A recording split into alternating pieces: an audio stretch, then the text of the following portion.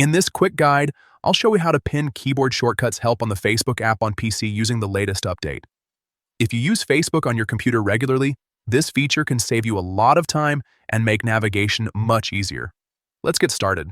First, open the Facebook app on your PC. Make sure you're logged into your account so you can access all settings without any issues.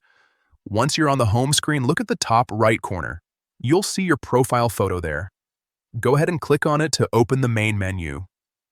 From this menu, scroll down slightly until you find the option called Display and Accessibility. Click on it to continue. Inside Display and Accessibility, you'll see several options related to how Facebook looks and behaves. Here, find and select the keyboard option. This section is where Facebook keeps all keyboard-related settings and shortcuts. Now, click on See All Keyboard Shortcuts. This will open a full list of available shortcuts that you can use to navigate Facebook faster. Scroll down through the list until you find the option labeled Pin Keyboard Shortcut Help.